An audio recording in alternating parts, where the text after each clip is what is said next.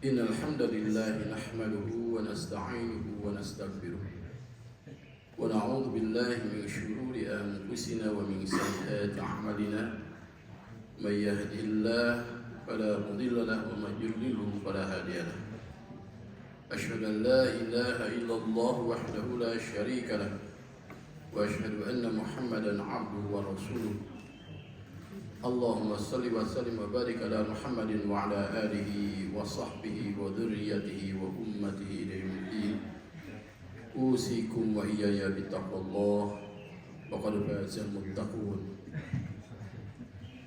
قال الله تعالى في القرآن الكريم أعوذ بالله من الشيطان الرجيم وإذ قال موسى لقومه اذكروا نعمة الله عليكم إذ أنجاكم من آل فرعون يسومونكم سوء العذاب ويذبحون أبناءكم ويستحيون نساءكم وفي ذلكم بلاء من ربكم عظيم سمعنا وأطعنا غفرانك ربنا وإليك المصير أما بعد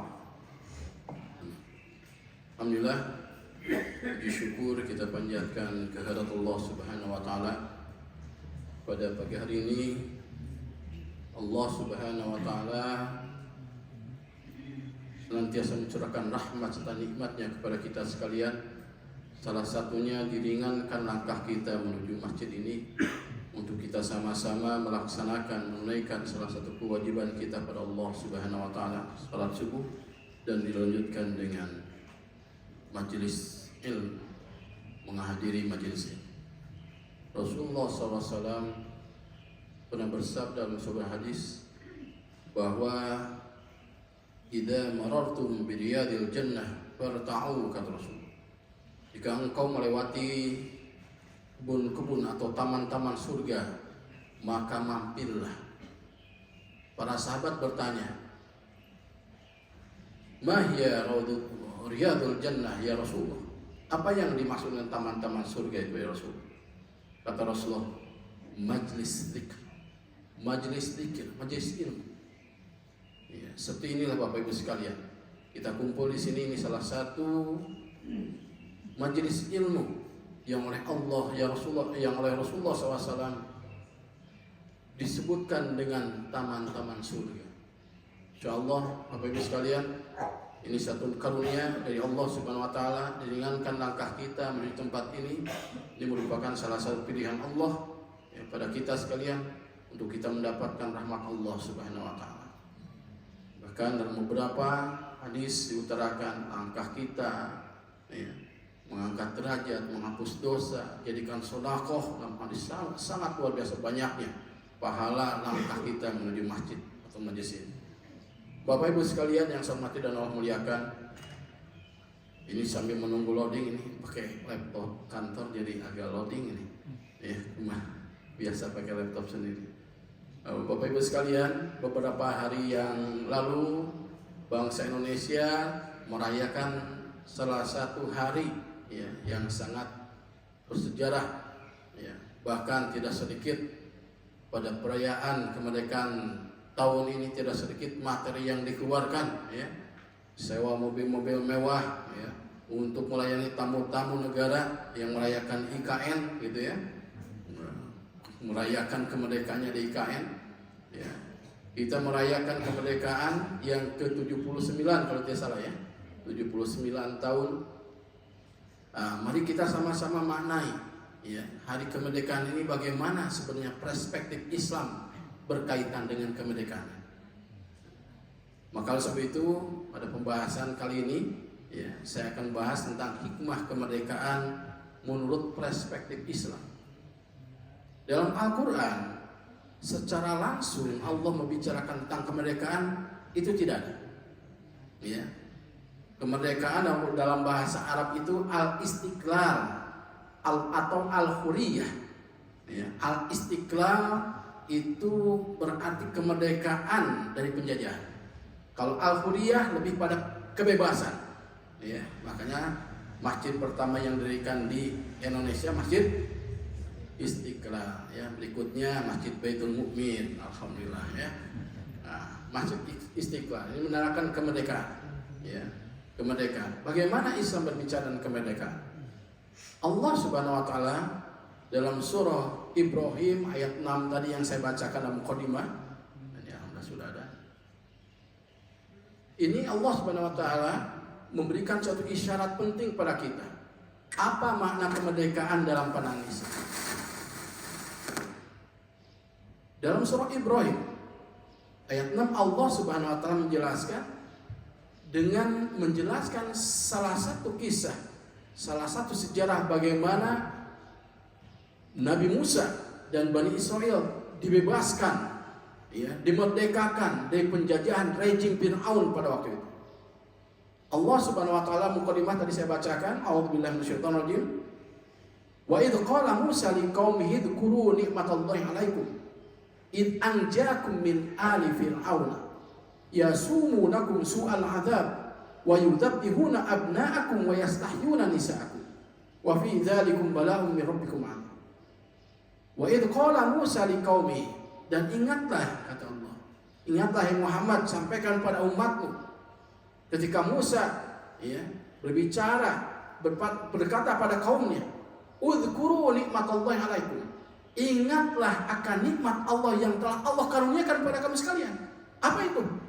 Id anjakum min ali fir'auna, ketika Allah telah memerdekakan kamu min ali fir'auna, bukan hanya Fir'aun, tapi Allah dalam ayat-ayat ini menjelaskan dengan kata ali fir'aun, rejim, bukan perorangan. Ya, sebab Fir'aun itu hanya satu orang. Fir'aun itu kalau kita itu kayak kaisar, ya. Jadi kalau rajanya Mesir pada waktu itu Fir'aun, Ramses gitu ya. Fir'aun. Ya, jadi Fir'aun itu hanya satu orang. Tapi yang berkuasanya itu rejim, ya. Kolektif. Makanya Allah Subhanahu wa taala menggunakan kata ali Fir'aun. Ya. Rejim Fir'aun, bukan keluarga, ya, tapi rejim Fir'aun. Yang bagaimana? Yasumunakum su'al adzab, yang menimpakan kepada kamu sekalian seburuk-buruknya azab.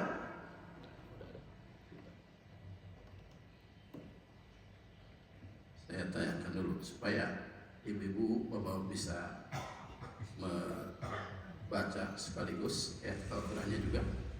Nah, ini hikmah kemerdekaan dalam pandangan Islam. Baik, ini surah Ibrahim ayat 6, ya. Perhatikan. Wa idz qala Musa liqaumi dzkuru nikmatallahi 'alaikum id anjaakum min ali fir'auna yasumunakum su'al 'adzab wa yudhabbihuna abna'akum wa yastahyuna nisa'akum wa fi dzalikum bala'un min rabbikum 'adzim. Perhatikan Bapak Ibu sekalian, dalam ayat ini Allah Subhanahu wa taala menjelaskan kaitan dengan kemerdekaan itu adalah udzkuru nikmatallahi 'alaikum id anjaakum min ali fir'aun. Menggunakan kata udzkuru nikmatallah, berarti kemerdekaan adalah nikmat dari Allah. Ya, nikmat dari Allah. Sebenarnya Bapak Ibu sekalian, nikmat dari Allah itu luar biasa pada bangsa Indonesia. Ya, turunnya nikmat dari Allah itu adalah salah satunya diundang oleh kesungguhan kita. Coba lihat dalam ayat ini, Allah Subhanahu wa taala menjelaskan tentang Fir'aun dan Nabi Musa. Nabi Musa itu pengikutnya adalah kaum-kaum yang lemah secara fisik maupun secara ekonomi. Tapi dimerdekakan dari penjajahan rejim Fir'aun bukan karena canggihnya peralatan yang mereka kuasai, yang mereka miliki, atau kuatnya tenaga yang mereka miliki, tidak. Dalam sejarah, pengikut Nabi Musa itu kebanyakan kaum budak, orang-orang tua, lansia yang sudah jenuh dijauh oleh rejim. Secara ekonomi mereka lemah, tapi Allah berikan kemerdekaan. Persis dengan bangsa Indonesia. Coba bangsa Indonesia ketika melawan penjajah, apakah menggunakan peralatan yang canggih dari penjajah? Tidak. Ya, bahkan sebenarnya pemuruncingan, kesederhanaan, gitu kan? Coba lihat seorang ustadz di desa, ya, dari Muhammadiyah, namanya siapa? Sudirman. Ya, bergeria dari hutan ke hutan sampai di Tanduk karena beliau malaria, kan, sakit. Ya. Karena kesungguhan, bukan karena canggihnya. peralatan. Tarik lagi ke teladan kita Rasulullah ketika perang Badar. Apakah Rasulullah pada waktu itu senjata yang beliau dan sahabat miliki lebih canggih ketimbang orang-orang kafir? Tidak. Apakah tentaranya lebih banyak? Tidak, lebih sedikit. Tapi nikmat Allah itu datang ketika kita sungguh-sungguh berjuang. Ya, demikian pula Allah dalam ayat ini menjelaskan bahwa kemerdekaan itu nikmat dari Allah. Id anja'akum min ali fir'auna. Ketika aku, kata Allah, telah selamatkan kamu sekalian min ali fir'aun, dari rejim Fir'aun. Yang bagaimana? Ya sumunakum su'al adab, menimpakan padamu siksa yang luar biasa. Sama dengan bangsa Indonesia. Dulu ibu-ibu, bapak-bapak sekalian, mungkin pengajian kayak gini susah.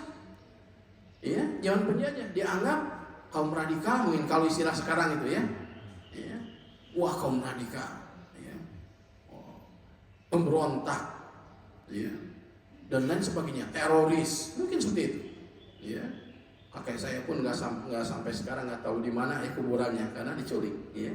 Dulu ulama di Garut, kakek dari ibu, bapak dari ibu, sampai sekarang kuburan nggak tahu di mana. Ya. Diculik, ada informasi digantung, ada informasi dikubur hidup-hidup, walau alam. Ya.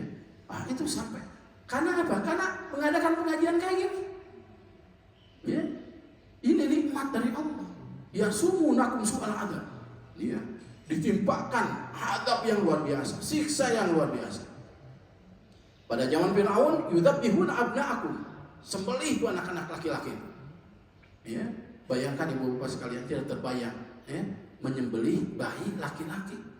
Sekarang pun kita lihat di Palestina, ya Allah, itu sampai lihatnya pun nggak tega, ya, ketika anak yang tidak berdosa tinggal kepalanya saja, ya Allah, sudah terbakar. Ini tidak terbayang pada masa Fir'aun. Yudzabihuna abna'akum, disembelih itu anak laki-laki, genocide kayak sekarang. Wa yastahyuna nisa'akum, yastahyu, ya, menghidupkan, memberikan kehidupan pada perempuan-perempuan mereka, kamu sekalian. Yastahyu itu kata al-haya, hidup. Tapi kata yastahyuna di sana itu Allah menunjukkan bahwa wanita diberikan kesempatan hidup itu bukan karena kasih sayang, bukan. Karena apa? Karena diberikan kesempatan hidup untuk disiksa, dieksploitasi. Tidak ada hak untuk bahagia pada waktu itu. Ya.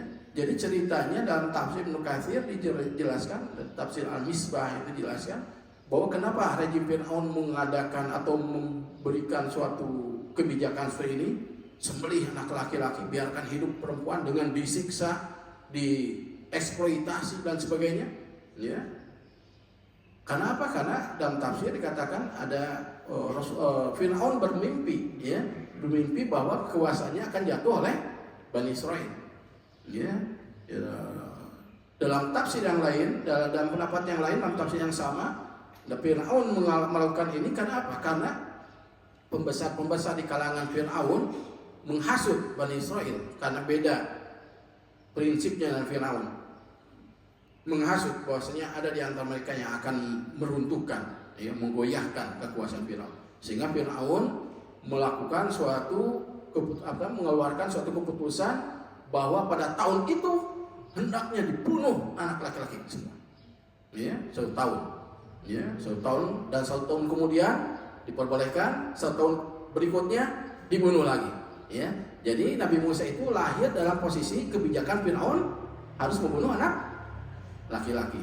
Kalau Nabi Harun lahir pada masa kebijakan anak laki-laki diperbolehkan hidup. Ya, itu jadi beda. Nah ini, wa yastahyuna nisa'akum, yang memberikan kesempatan hidup dengan dieksploitasi. Wa fi dzalikum bala'un min rabbikum azim. Nah, ini Bapak Ibu sekalian, ayat ini menjelaskan bagaimana Allah menginformasikan pada kita bahwa kemerdekaan adalah suatu nikmat. Suatu nikmat yang harus kita syukuri, ya, untuk kita mendekatkan diri pada Allah Subhanahu wa taala. Kita akan jelaskan apa makna kemerdekaan yang hakiki di hadapan Allah Subhanahu wa taala. Dari peristiwa ini, kalau kita lihat dalam surah berikutnya, ada dalam surah Al-Baqarah ayat 49 tentang Nabi Musa, ini juga sama, ya. Bahkan lebih detail lagi dalam surah Al-Baqarah 49, 50 dan ke atasnya juga, ya, di atasnya Allah menjelaskan bagaimana prinsip-prinsip pelajaran bagi kita bahwa bagaimana kita harus mengisi kemerdekaan ini. Jangan sampai Bani Israel. Bani Israel sudah diselamatkan oleh Allah. Ya. Bahkan ketika hampir-hampir mereka tidak ada lagi peluang untuk melarikan diri, oleh Allah dibelah lautan. Ya. Wa kana kul firqin katawdil azim. Ya. Ketika belah lautan, satu belahan itu seperti gunung yang besar. Ya. Ketika Allah fa'auhayna ila Musa an adrib bi'asokal bahr. Maka ketika kami wahyakan pada Musa, Musa, pukullah tongkatmu ke dalam lautan itu. Fang falaqo, maka terbelah. Ya. Wa kana kul firqin katawdil azim, maka setiap belahan itu seperti gunung yang besar. Bayangkan Bapak Ibu sekalian, kenikmatan ya Allah pada Bani Israel. Ya, sudah hampir-hampir mereka terdesak, tidak ada lagi jalan keluar. Ya, dengan tongkatnya. Rupanya Bapak Ibu sekalian, tongkatnya bukan tongkat besar itu. Ya, kalau lihat di istana Topkapı, ya, di Turki, ya, di mana itu? Di museum Topkapı, ya. Itu kan tongkatnya kayak tongkat ini, kayak apa? Batang pohon, ya bukan pohon ya. Iya pohon apa? Ubi kayu, singkong, ya. Kayak gitu Ibu. Ya, kecil itu. Ya, tapi ada itu di Topkapı yang dipercaya itu adalah tongkatnya Nabi Musa, tapi tidak bisa dipakai sekarang itu ya. Kita pinjam gitu ya, nggak bisa. Ya, beda dengan Al-Quran. Kalau Al-Quran diwariskan pada umatnya. Kalau tongkat Nabi Musa meskipun mukjizat, tapi tidak diwariskan. Ya, itu kalau diwariskan enak tuh. Ya, ke IKN langsung potong. Jadi gitu. Terbelah. Ya. Nggak usah pakai jalan tol. Ya. Oke, nah ini Bapak Ibu sekalian, ini menjelaskan bahwasanya bagaimana kemerdekaan luar biasa, nikmat dari Allah. Tapi gejala orang-orang yang sudah diberikan nikmat kemerdekaan itu, oleh Allah jelaskan bagaimana gejala-gejalanya seperti halnya fenomena Bani Israel. Udah diberikan mukjizat luar biasa, ya, dibukakan lautan menjadi jalan, ya, lalu diberikan mana wasalwa, ya, mana wasalwa itu mana itu seperti apa? Mana itu kalau dalam tafsir Ibnu Katsir itu seperti kalau pagi-pagi gitu ya, seperti saat ini itu turun dari langit itu, ya, kayak berjatuhan kayak hujan, ya, nempel di daun-daun, ya, kayak jamur, ya, nempel di daun jamur dan manis, ya, manis. Terus salwa itu apa? Burung, kayak burung puyuh yang berimigrasi ke daerah tempatnya Nabi Musa dan Bani Israel. Dengan mudahnya diambil gitu kan. Terus bukan hanya itu, kaum Bani Israel itu dikarenakan dia masih terus susah melaksanakan perintah Allah, itu ke Palestina itu mereka tersesat itu. Tersesatnya bukan hitungan hari itu. Jadi di gurun pasir itu mereka kulang-kuliling gitu ya, kalau bahasa Indonesia Sundanya gitu ya. Tersesat selama 40 tahun. Tapi Allah masih berikan nikmat. Ya, setelah merdeka mereka tersesat karena disesatkan oleh Allah. Ya, karena mereka diperintahkan untuk memerangi orang-orang menolak akan perintah Allah. Mereka menolak, hanya memerintahkan kamu aja sama Harun tuh pergi katanya. Ya, tidak mau melaksanakan perintah Allah. Oleh Allah sesatkan 40 tahun lamanya. Tapi meskipun tersesat 40 tahun di gurun pasir, oleh Allah dilindungi awan. Ya, nikmat yang luar biasa. Namun mereka tetap kafir, kufur pada Allah Subhanahu wa taala. Nah, ini Bapak Ibu sekalian, gejala-gejala ini oleh Allah Subhanahu wa taala jelaskan di surah Al-Baqarah berkaitan dengan Firaun. Lalu bagaimana kaitan kemerdekaan dan prinsip Islam yang saat ini kita anut? Ya. Perhatikan Bapak Ibu sekalian, nanti akan saya jelaskan satu persatu. Insya Allah mudah-mudahan cukup waktunya. Makna kemerdekaan dalam perspektif Islam. Yang pertama, kemerdekaan sejati dalam Islam adalah konsep yang jauh melampaui makna kebebasan fisik atau politik. Nanti jelaskan. Ya, jadi kebebasan kemerdekaan dalam Islam itu bukan hanya kemerdekaan fisik atau politik saja. Ada kemerdekaan yang sejati yang kita akan rasakan jika itu dimiliki oleh kita. Ya. Yang keduanya, Islam mengajarkan bahwa kemerdekaan hakiki terletak pada pembebasan diri dari segala bentuk penghambaan selain kepada Allah.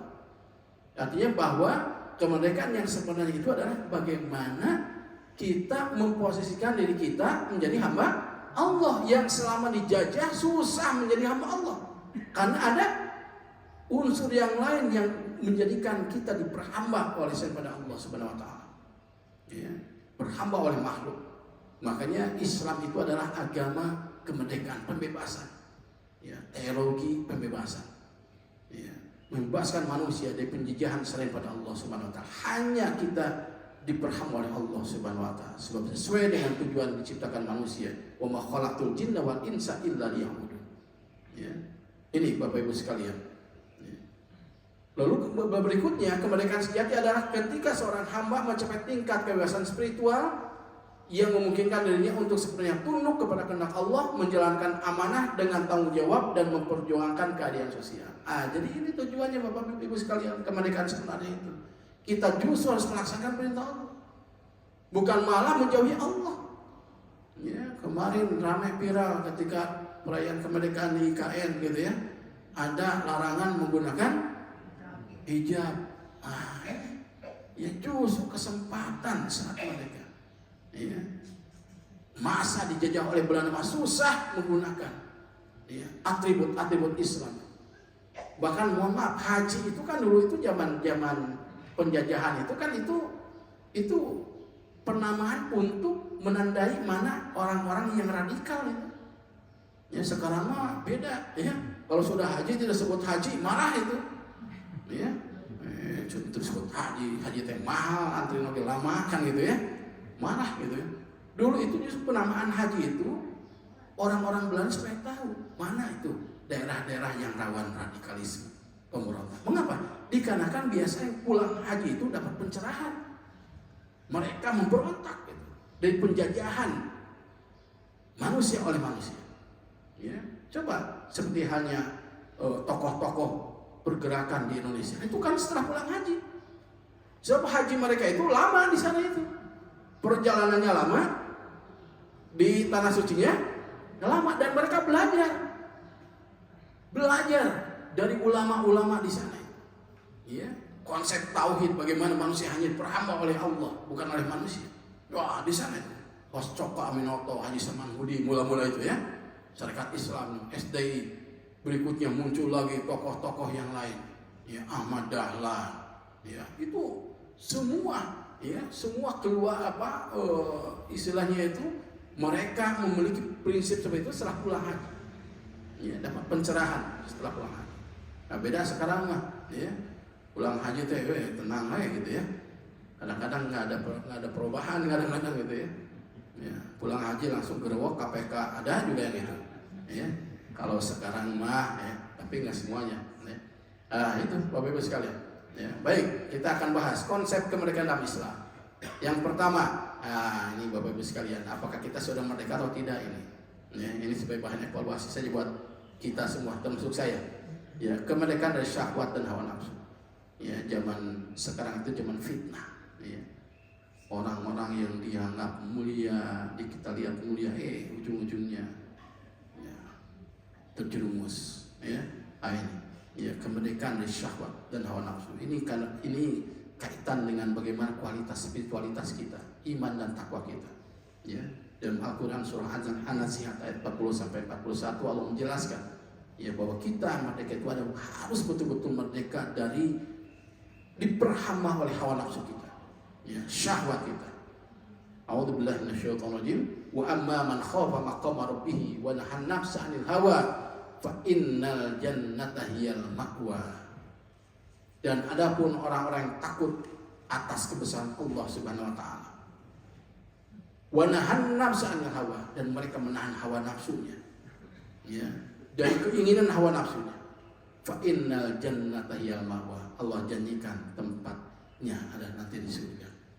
Ya, kita Bapak Ibu sekalian, dalam ayat ini kemerdekaan yang sebenarnya yang pertama dalam konsep Islam, merdeka dari diperbudak oleh hawa nafsu dan keinginan. Kalau ibu dan bapak, termasuk saya, masih diperhamba oleh hawa nafsu, syahwat kita, keinginan, ambisi, ya, berarti kita belum merdeka. Ya, kita belum merdeka. Kemerdekaan manusia adalah kita hanya diperhamba oleh Allah Subhanahu wa taala. Ke masjid masih susah, sedekah masih susah, itu belum merdeka. Ya, itu belum merdeka. Orang-orang yang merdeka adalah orang-orang yang Dia sudah lepas dari perbudak oleh hawa nafsu dan keinginan. Ya. Perasaan kalau punya uang ingin healing keluar terus. Ya. Panas di rumah itu. Ayo tuh ya kita keluar gitu ya. Wah, kerasa keinginan yang berlebihan. Tapi ketika ke masjid susah, itu belum merdeka. Ya, rumah dekat ke masjid, ya terasa jauh, tapi ke mall yang jaraknya kilometer terasa dekat. Itu belum merdeka. Ya, itu masih diperbudak oleh hawa nafsu, keinginan. Jadi kita evaluasi Bapak Ibu sekalian, apakah kemerdekaan yang kita nikmati sekarang kita sudah termasuk yang merdeka atau tidak? Ya, suara adzan menggema, ya, terasa hanya suara yang tidak ada makna. Tapi ketika handphone berdering, wah langsung, gitu kan? Itu belum merdeka. Ya, sedekah kita, ya, keluar untuk healing, untuk belanja jutaan, terasa ringan. Tapi sedekah hanya 10.000, 20.000 terasa berat, belum merdeka. Nah, ini yang pertama, ya, syahwat dan hawa nafsu. Bapak Ibu sekalian, yang namanya hawa nafsu itu bukan harus dihilangkan, tidak. Hawa nafsu itu energi, ya, energi kita arahkan. Dan ada nafsu lawamah, ada nafsu amarah bisu, ada nafsu mutmainnah, ya, nafsu yang memerintah kita kepada kebaikan, yang membawa kita ketenangan. Ya, coba ibu-ibu dan bapak-bapak, kalau tidak ada hawa nafsu tidak akan datang ke masjid. Nafsu itu energi yang harus kita rawat, kita arahkan. Ya, seperti pisau. Pisau itu potensi, energi istilahnya. Pisau itu dipakai untuk masak bisa, ya, dipakai untuk membunuh bisa. Kita arahkan, ya, pada yang positif. Nafsu pun sama. Nafsu itu energi. Ya. Bangun jam 3, energi itu harus kita rawat. Wah, itu nafsu lawam, nafsu mutmainnah. Ya, harus dimunculkan, diarahkan. Bangun, ya, sholat tahajud, ya, baca Quran, datang ke masjid, ikut majlis taklim. Ini luar biasa. Ini konsep kemerdekaan Islam yang pertama adalah merdeka dari syahwat dan hawa nafsu. Yang keduanya Bapak Ibu sekalian, ini kemerdekaan dari pengaruh setan. Ya, apa itu setan? Saya harus jelaskan dulu. Ibu, Bapak, setan apa itu? Setan itu apa? Apa? Makhluk bukan? Bukan. Kalau itu apa? Sifat. Ya. Apa bedanya dengan iblis? Makhluk. Kalau iblis dari mana? Asalnya dari jin. Ya, setan itu kalau dalam kamus dalam kitab At-Takrifat, setan itu ba'ada. Syatona itu ba'ada. Syaiton dari kata syatona, ba'ada, yaitu maksudnya ba'ada, menjauhkan. Jadi sesuatu yang menjauhkan dari Allah itu adalah setan. Ya, beda dengan iblis. Ya, iblis itu jin. Ya, kalau setan itu ada dalam diri kita, ya, ada di handphone, ada di TV, ada di rumah, ya, itu setan, ya, sesuatu yang menjauhkan, ya. Ini perhatikan dalam surah Al-Hijr ayat 42, Allah Subhanahu wa taala menjelaskan, a'udzubillahi minasyaitonirrajim, inna ibadi laisa laka 'alaihim sultanun illa man ittaba'aka minal ghawin, kata Allah. Inna ibadi, sesungguhnya hambaku, kata Allah, laisa laka 'alaihim sultan, setan tidak akan mampu kamu menguasai mereka, illa man ittaba'aka minal ghawin, kecuali atau melainkan orang-orang yang sesat. Nah, makanya Bapak Ibu sekalian, ya, hawa nafsu kita itu kalau kita ikuti itu setan, bisa jadi setan. Rasa takut berlebihan, khawatir berlebihan, sedih berlebihan, itu bisa jadi setan. Ya, khawatir itu menghadapi masa depan. Ya, wah, khawatir, goyang, gamang, galau, bahasa anak-anak sekarang ya, galau sehingga dia jauh dari Allah. Ya, itu bisa jadi setan. Orang-orang yang mukmin itu hanya diperhamba pada Allah. Ya, iya karena Allah, iya karena nasta'in. Tidak ada istilah galau. Mengapa? Dikarenakan apa? Dikarenakan mereka hanya tunduk pada Allah Subhanahu wa taala. Bagi seorang mukmin tidak ada rasa gelisah, khawatir berlebihan. Kenapa? Karena bagaimana akan gelisah, bagaimana akan khawatir, sandarannya pemilik alam semesta. Bapak Ibu sekalian, kali-kali kita menengadahkan wajah kita ke atas sana. Kita lihat luasnya alam semesta. Kita itu hidup di planet yang kecil, yang tidak kelihatan dibandingkan alam semesta yang luas. Lalu kita hidup di dalamnya. Bagi Allah tidak ada yang mustahil. Allah memberikan apa yang kita inginkan. Karena sandaran kita adalah pemilik alam semesta. Bagi orang mukmin terus optimis. Mengapa? Dikarenakan bagaimana dia akan pesimis, bagaimana dia akan rendah diri. Karena sandarannya Allah. Kalau ibu dan bapak sandarnya pada makhluk, makhluk ada matinya, ada bangkrut. Tapi pemilik kita, pemilik alam semesta ini, tidak ada saatnya, ya, tidak ada. Dan tidak ada saatnya dia mengantuk. Dan tidak ada saatnya dia lelai, lengah dari apa yang kita mohon. Allah senantiasa memberikan yang terbaik untuk kita. Ya, tengadahkan wajah kita ke atas. Luar biasa alam semesta yang luas. Ya, kita tinggal di planet yang satu biji, satu butir titik yang tidak kelihatan di luasnya alam semesta ini. Lalu kita hidup di dalam. Ya, Allah Maha Luas.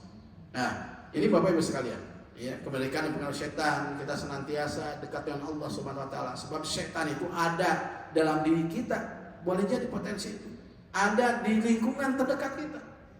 Handphone, ya. Ini setan yang sekarang mah handphone, ya.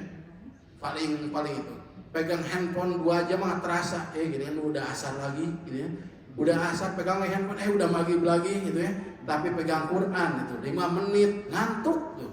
Itu tamat selembar. Ya. Pertengahan lembar ngantuk di, mulai dari awal ngantuk di tamat.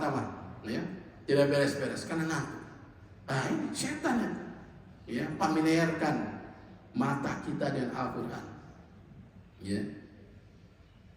TV bisa jadi setan. Rumah bisa jadi setan. Beberes terus. Sholat tertinggal. Masak terus karena hobi. Sholat tertinggal. Bisa jadi setan. Ya, ada di lingkungan terdekat kita. Nah, persikat saja. Baik, berikutnya. Nah, ini Bapak Ibu sekalian. Kemerdekaan yang sebenarnya konsep Islam adalah kemerdekaan dari kekangan duniawi. Kalau kita masih terikat oleh ambisi duniawi, kita belum merdeka. Coba lihat Bapak Ibu sekalian, bapak-bapak pendiri bangsa kita, Bung Hatta, sampai-sampai ketika dia mengundurkan diri dari wakil presiden, ya, rumahnya sempat dicabut air PDAM-nya karena tidak mampu bayar. Bayangkan, ya, M. Nasir, ya, pernah jadi perdana menteri, ya, M. Nasir itu. Ketika sudah rapat kabinet, pinjam ke Agus Salim, pinjam uang untuk naik bajai. Bayangkan. Sekarang ibu bapak sekalian, kalau ke gedung DPR itu, wah, itu tempat parkir tuh seperti halnya dealer mobil-mobil mewah. Lihat tuh, saya pernah beberapa kali ke perumahan DPR RI, luar biasa. Ya, apalagi IKN, apakah sudah merdeka kita itu sebenarnya atau belum? Nah, perhatikan ini dalam sebuah hadis, ya, hadis riwayat Bukhari, ya, ini sahih. Ya. Kata Rasulullah apa? Ta'isa abdu dinar, celaka binasa tuh hamba dinar itu. Wadirhami, dan celaka hamba dirham itu. Wal qatifati, dan celaka hamba kain tebal. Ya. Fashion kalau sekarang mah, ya. Wah, itu baju ganti-ganti itu celaka kata Allah. Ya. Wal khamisati, dan celaka para hamba kain sutra. In u'tiya radiyah, jika diberikan oleh Allah, wah senang gitu kan. Wa in lam yu'ta lam yarda, ketika oleh Allah tidak diberi, marahin. Ini kata Rasul, celaka tuh hamba-hamba harta itu, hamba dinar, dirham, kain tebal, kain sutra. Ya. Kalau kita masih berhamba, kebahagiaan kita masih nempel tuh di harta kita, itu kita belum merdeka.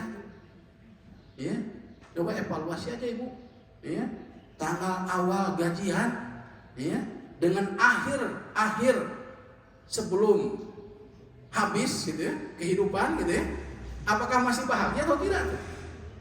Kalau awal-awal gajian bahagia, akhir bulan kerung gitu ya. Ya, murung gitu, cemerut aja. Itu belum merdeka tuh. Ya. Kalau lagi oleh Allah berikan kelapangan, bahagia, terasa dunia milik kita berdua gitu ya. Hanya milik kita. Ya. Ketika oleh Allah diberikan kesempitan, terasa Allah itu atau seolah-olah kita itu makhluk yang hina. Ini belum merdeka. Boleh jadi Bapak Ibu sekalian, perspektif Allah beda dengan pandangan kita. Allah sempitkan harta kita. Itu boleh jadi Allah rindu doa kita, bangun tahajud kita. Boleh jadi itu Allah itu sayang pada kita. Ketika Allah berikan kelapangannya, ternyata kita lupa pada Allah. Tahajud jadi susah, sedekah jadi susah, berdoa tidak sungguh-sungguh oleh Allah. Allah itu sayang, boleh jadi Allah rindu tuh doa tangisan kita, tetesan air mata kita ketika kita berdoa pada Allah. Allah sempitkan. Tapi seringkali perspektif kita berbeda itu. Allah hinakan saya. Fa ammal insan idza mabtalahu rabbuhu fa akramahu wa na'amahu fa yaqulu rabbi akraman. Ketika Allah berikan kelapangan, Allah telah muliakan saya. Wa amma idza mabtalahu fa qadara alaihi rizqahu fa yaqulu rabbi ahdan. Ketika Allah sempitkan rezekinya, Allah menghinakan saya. Kala bukan. Kacamata Allah beda dengan kita. Perspektif Allah, pandangan Allah beda dengan kita. Ya, Allah berjadi rindu tetesan air mata kita ketika kita bangun sepertengah malam atau sepertiga malam. Rindu baca Quran kita yang seringkali itu semua dilalaikan oleh kemegahan kemewahan. Alhaakumut takatsur. Ya, seringkali bermegah-megahan itu melalaikan kita. Ya, terasa ya. Ibu terasa nggak? Terasa. Ya, banyak uang itu di rumah nggak betah. Pingin keluar, ya, healing gitu ya. Makanya kalau katanya ibu-ibu mah kalau sakit nggak usah ke dokter, bawa healing gitu ya, sembuh gitu ya. Apalagi belanja, ya. Oke. Nah, bapak-bapak juga sama bapak-bapak juga, bukan ibu saja. Ya. Oke, baik, berikutnya intinya kemerdekaan sejati itu bagaimana dalam Islam. Nah, Bapak Ibu sekalian, kemerdekaan sejati itu adalah keterikatan hanya pada Allah, ya, sebagai kemerdekaan yang tertinggi kita. Ya, kalau kita masih terikat, diperhamba oleh jabatan, diperhamba oleh pekerjaan, diperhamba oleh materi, diperhamba oleh apapun selain pada Allah, kita belum merdeka. Alaihissallahu bikafin abdah wa yukhawwifunaka billadzina min duni. Dalam surah Az-Zumar, alaihissallahu bikafin abdah. Bukankah Allah cukup sebagai pelindung kita, pelindung hamba? Cukup Allah. Ya. Kita jangan sandarkan pada siapa. Silakan ibu-ibu, bapak-bapak evaluasi dalam kehidupan. Allah senantiasa memberikan kebaikan-kebaikan pada kita. Hanya kekhawatiran kita saja yang buat kita itu gelisah. Pada kenyataannya ketika kita lewati, Allah memberikan yang terbaik buat kita. Ya. Permasalahan hidup kita seberat apapun, itu seringkali yang memberatkan kita adalah pemikiran kita. Aduh, gimana ya kalau ini?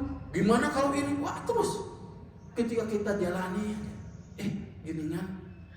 Ya, alhamdulillah ada aja jalan. Itulah Allah. Ya, iyyaka na'budu wa iyyaka nasta'in. Makanya Bapak Ibu sekalian ketika baca Al-Fatihah itu, kita harus hadirkan hati kita supaya kita optimis terus. Iyyaka na'budu. Hanya kepada Engkaulah kami menyembah ya Allah. Bukan pada materi, bukan pada hawa nafsu, keinginan, benda dan sebagainya. Hanya padamu, pada Allah. Wa iyyaka nasta'in. Dan hanya kepadamu lah kami mohon pertolongan.